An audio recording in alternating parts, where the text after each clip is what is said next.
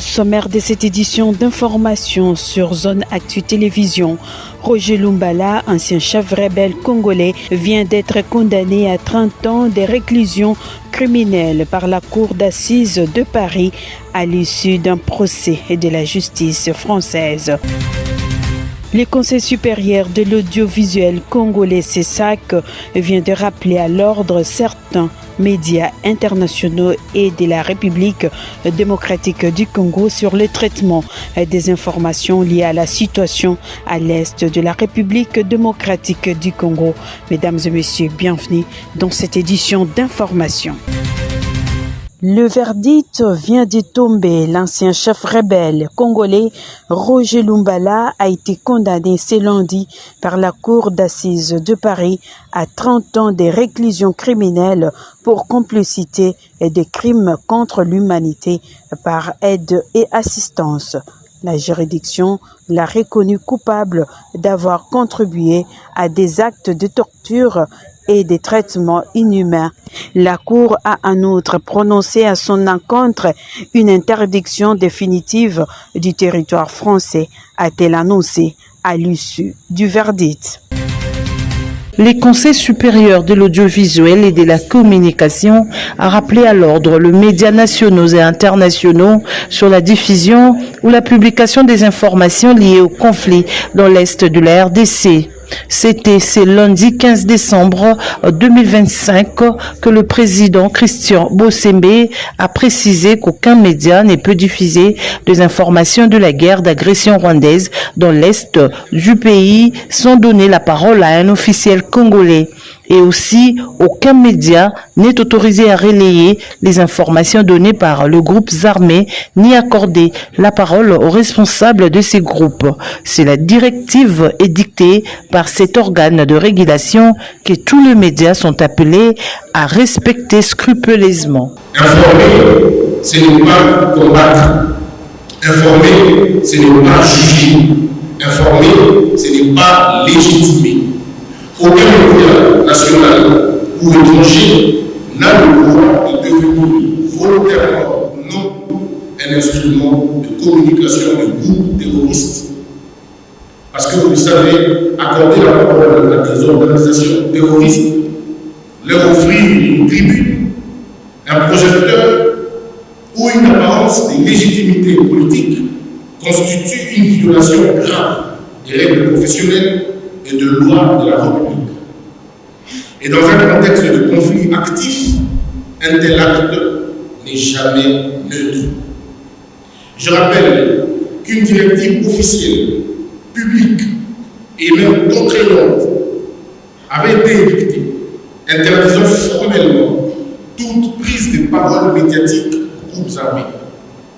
Cette directive, malheureusement, a été violée de manière répétée par certains médias, notamment France 24 et TV5. Malgré les mises en garde claires de l'autorité de régulation, face à ces manquements, ce matin, j'ai instruit à nos services de convoquer ces médias concernés afin que des mesures appropriées soient prises. Parce que vous le savez, dans un état de droit, le respect des décisions de l'autorité de régulation n'est pas optionnel. Nul, quelle que soit sa notoriété ou son audience, n'est au-dessus de la loi, n'est au-dessus de la loi de la République. Cette exigence s'impose également aux médias nationaux. Parce que l'annonce prématurée de la chute des villes, sans confirmation officielle, alimente la panique, fragilise le moral collectif et participe à la désinformation. Et les responsables concernés, eux aussi, ont été convoqués et ils répondront de ces actes. Le premier vice-président de la Chambre basse du Parlement de la RDC, l'honorable Jean-Claude Tshilombaye, participe à la 3e Assemblée générale annuelle de la conférence de présidents des assemblées législatives africaines, COSPAL, à Rabat au Maroc. Au cours de ces travaux convoqués sous le thème leadership législatif et diplomatie parlementaire dans un ordre mondial en mutation. Au cours de la première réunion de haut niveau, réunissant les leaders de parlements africains, les porte-voix de la diplomatie parlementaire de l'Assemblée nationale de la RDC, l'honorable Jean-Claude Tshilombai a mobilisé ses pairs pour plus de stratégies et d'actions contre le terrorisme en Afrique et plaidé pour la cessation des actes d'agression dans l'est de la RDC avec des conséquences humanitaires et économiques qui entravent la réalisation des objectifs d'intégration et de développement du continent. Il n'y a pas de développement sans sécurité, a-t-il martelé. Ici est de signaler que les travaux de cette troisième édition de l'Assemblée générale de la conférence de présidents des assemblées législatives africaines ont été lancés par la réunion du comité exécutif de la COSPAL et l'ouverture par une réunion de haut niveau tenue respectivement du 11 au 12 décembre. La clôture s'est intervenue les dimanches 14 décembre dans la capitale marocaine. Le gymnase du Stade Tata Raphaël a vibré ce samedi au rythme d'un dialogue interactif direct entre le président de la République Félix-Antoine Tshisekedi Tshilombo et des représentants de jeunes Congolais réunis pour l'événement dit Face à face avec la jeunesse. Organisé par le ministère de la Jeunesse et de l'éveil patriotique, cette rencontre a connu plusieurs moments clés, notamment une parade haute en couleurs illustrant la diversité, l'énergie et la créativité de la jeunesse congolaise, ainsi qu'une session de questions-réponses sous la modération efficace de Madame la porte-parole du président de la République. Les questions sur des sujets cruciaux tels que l'emploi des jeunes, l'accès au financement pour les projets entrepreneuriaux et la participation politique ont été posées sans tabou. Dans le cadre de la promotion de l'éveil patriotique, quel mécanisme avez-vous mis en place pour accompagner l'engagement patriotique de jeunes et que doit faire la brigade d'éveil patriotique pour accompagner cet engagement? Aujourd'hui, je porte la voix de nombreux jeunes engagés à renforcer la sécurité alimentaire. Comment l'État compte réduire le coût logistique pour permettre aux produits agricoles d'atteindre le marché national et internationaux. Le président Félix-Antoine Tshisekedi Tshilombo a répondu avec pédagogie, réaffirmant l'engagement de son gouvernement à placer la jeunesse au cœur des priorités nationales. Tout d'abord, vous devez savoir que mon objectif est de faire de la diversification de notre économie. Vous savez que notre économie est très dépendante des minerais. Et les minerais, il y a une longue histoire d'ailleurs qui explique un peu les malheurs que nous vivons aujourd'hui par cette agression injuste et barbare d'un de nos voisins. Ce sont malheureusement le seul secteur d'activité qui est générateur, qui soutient en fait notre économie.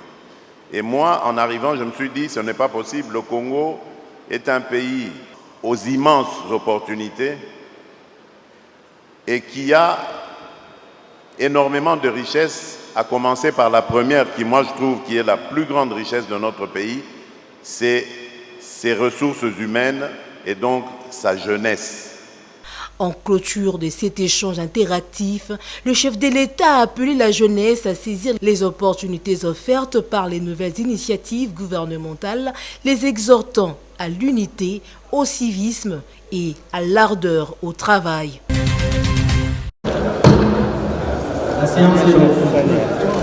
À 24 heures de la clôture de la session ordinaire de septembre, le président de l'Assemblée nationale, Aimé Boji Sangara, a présidé la séance plénière du dimanche 14 décembre 2025, consacrée à l'examen et à l'adoption des 2 points majeurs inscrits à l'ordre du jour. Dans sa communication introductive, les speakers de la Chambre basse du Parlement a soumis aux députés nationaux les matières à examiner en vue de leur adoption. Avant la présentation du projet de loi portant habilitation du gouvernement par le ministre d'État en charge de la formation professionnelle, Marc Ekila, représentant le ministre d'État en charge de la justice en mission, le rapporteur de l'Assemblée nationale, le professeur Jacques-Julie Sengekeli, a procédé à la lecture des dispositions pratiques relatives à l'article 129 de la Constitution. S'en est suivi la présentation du projet de loi portant habilitation du gouvernement par le ministre Marc Ekila. Dans son exposé des motifs, il a souligné la pertinence de cette démarche dans un contexte marqué par l'agression dont est victime la République démocratique du Congo dans sa partie est, ainsi que par la nécessité du maintien de l'état de siège. Il a également insisté sur l'importance de réforme du système de justice militaire en vue de renforcer la discipline au sein de forces armées et de lutter efficacement contre l'impunité. Abordant les questions socio-économiques, le ministre d'État indique que la création d'une classe moyenne congolaise passe notamment par la révisitation de la loi sur la sous-traitance et par la mise en place d'un cadre légal solide relatif au contenu local. Il a par ailleurs plaidé pour l'amélioration des conditions de vie de militaires et des anciens combattants, soulignant la nécessité d'un dispositif juridique spécifique définissant clairement leur statut, leurs droits et leurs obligations. La consolidation de l'état de droit à travers une bonne administration et distribution de la justice au sein des forces de défense. Le code de justice militaire, dans son état actuel, présente des lacunes qui entravent la discipline, la diligence des poursuites et l'efficacité de la justice militaire. Sa modification constitue une nécessité urgente afin de renforcer la discipline et garantir la performance opérationnelle dans la chaîne de commandement militaire. Garantir la répression des infractions militaires avec célérité et rendre justice avec rigueur et équité. Assurer la conformité de notre justice distributive aux standards constitutionnels et internationaux. En différer la réforme porterait atteinte à la cohérence normative et au bon fonctionnement au sein de nos forces armées. Lors du débat général, deux tendances se sont dégagées au sein de l'hémicycle. La première favorable à l'octroi des habilitations au gouvernement pour l'ensemble de matières sollicitées et la seconde exprime une opposition de principe au maintien de l'état de siège. À l'issue d'un débat nourri, les députés nationaux ont adopté article par article le projet de loi portant habilitation du gouvernement. Chers collègues, voici les résultats du vote. Sous la présidence de l'honorable Jean-Michel Samalou Kondé, le Sénat a tenu une séance de plénière le dimanche 14 décembre 2025. 3 points figuraient à l'ordre du jour, parmi lesquels le projet de loi portant demande d'autorisation d'une nouvelle prorogation de l'état de siège dans la partie est de la RDC, une question orale avec débat et une interpellation. La nouvelle prorogation de l'état de siège a été approuvée conformément à l'article 144/5 de la Constitution. L'économie du projet de loi portant une demande d'autorisation de la prorogation de l'état de siège dans la partie est de la RDC a été présentée par le ministre de la formation professionnelle Marc Ekila Lionda. La plénière a également examiné l'interpellation de l'honorable Janvier Michakasiwa au ministre des Ressources hydrauliques Molendo Sakombi concernant la politique nationale sur la gestion de la desserte en électricité au regard de coupures intempestives et à la pénurie de cette denrée nécessaire à la vie de la population et au développement de la nation. Par ailleurs, le vice-premier ministre en charge de l'intérieur, décentralisation et affaires coutumières, Jacques Chabani Loukou, a répondu aux préoccupations exprimées par le sénateur Jean Bamanissa Saïdi et Jean-Pierre Batoumoko à Fozunde dans le cadre de la question orale avec débat qui lui avait été adressée. Jacques Chabani a évoqué les obstacles rencontrés par l'Office national d'identification de la population, ONIP, dans l'exécution de ces tâches. Il a ainsi plaidé pour une augmentation des crédits alloués à la production et à la délivrance des cartes d'identité dans les délais impartis. Insatisfait face aux réponses du ministre, le sénateur Batumoko a formulé 1967 recommandations, tandis que Jabamanissa en a formulé 12. Toutes les recommandations seront transmises au gouvernement, a déclaré Jean-Michel Samalou Kondé avant de suspendre la plénière. Le speaker de la Chambre haute a remercié le ministre pour leur engagement lors de cet exercice de redevabilité parlementaire, tout en annonçant la plénière de clôture de la session prévue ce lundi 15 décembre 2025 avec plusieurs matières à l'ordre du jour.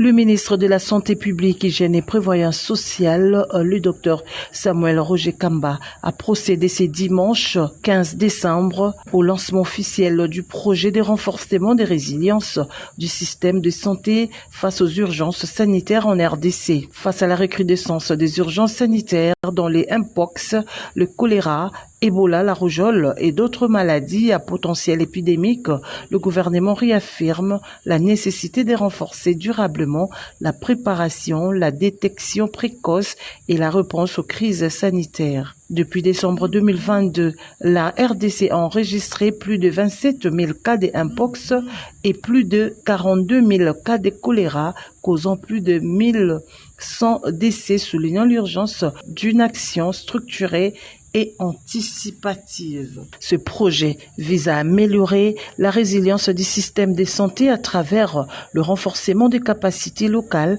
l'amélioration des diagnostics, la surveillance épidémiologique, l'analyse des données, l'engagement communautaire et la coordination multisectorielle. Les résultats attendus incluent une meilleure alerte précoce, une confirmation plus rapide des cas, le renforcement des mécanismes d'analyse des flambées et des investissements durables en infrastructures et équipements. Mis en œuvre de septembre 2025 à mars 2026, le projet couvrira plusieurs provinces dont Kinshasa et bénéficiera à plus de 1,2 million de personnes directement et près de 4,8 millions indirects. À travers cette initiative, le gouvernement de la République réaffirme son engagement à placer la santé au cœur du développement, à protéger la population le plus vulnérable et à bâtir un système de santé solide, résilient et préparé pour l'avenir. Avec l'appui de partenaires techniques et financiers, notamment l'Organisation mondiale de la santé, l'Africa CDC ainsi que le FCDO. C'est au cours d'une mise en place du directoire exécutif national de la Coalition nationale de volontaires pour la défense de la patrie Ouazalendo qui a regroupé ceux qui combattent aux côtés des forces armées de la RDC dans les Nord Kivu, Sud Kivu, Chopo, Tanganyika, Ituri, Maniema et ceux qui se localisent au Kasaï. Le député Willy Michiki a été désigné au poste de président du conseil d'administration de cette coalition nationale. Après cette désignation, Willy Michiki se donne la mission de contribuer à la protection du territoire national en appui au FRDC. C'est notre devoir constitutionnel. On n'a pas besoin de qui que ce soit, des Américains, des Chinois ou même des gouvernements. Non, c'est nous les BDP. Nous allons démontrer en face du monde que lorsque la population est organisée, rien ne peut lui être impossible. Donc, retenons la date d'aujourd'hui. Si notre plan n'est pas dérangé, nous serons dans moins de 3 semaines au Rwanda. Et lorsque nous serons au Rwanda, c'est naturel. Les Rwandais qui sont aujourd'hui à Uvira, qui sont à Lubero, qui sont à Massissi, à Goma, n'auront pas d'autre choix que de revenir chez eux pour défendre leur pays, n'est-ce pas? C'est comme ça. C'est pourquoi nous avons besoin d'accompagnement, d'une très bonne communication pour que les Congolais et les Congolais comprennent que les VDP les volontaires pour la défense de la patrie, c'est l'émanation de la population. Et ces combats-là, nous les ferons. Le chef de l'État, commandant suprême de Ouagalès, lui-même il l'a dit, il est notre commandant suprême, il est disposé à nous accompagner. Dans ces directoires, on y retrouve les différents responsables des groupes d'autodéfense opérationnels en République démocratique du Congo. Le pape Léon XIV a, au cours de l'Angélus de ce dimanche 14 décembre 2025, déploré la situation qui sévit à l'est de la République démocratique du Congo. Cette reprise des conflits inquiète au plus haut niveau l'Église catholique. Le pape Léon XIV appelle aux partis au conflit à la cessation des hostilités et à rechercher la paix autour d'un dialogue constructif et au respect des processus de paix. Je suis avec grande préoccupation la reprise des conflits dans la partie orientale de la République démocratique du Congo, tandis que j'exprime ma proximité à la population et exhorte les partis au conflit à cesser toute forme de violence et à rechercher un dialogue constructif dans le respect des processus de paix en cours. Le pape Léon XIV n'est pas resté indifférent face à cette catastrophe, tout en exprimant son attachement avec la population de l'Est de la République démocratique du Congo.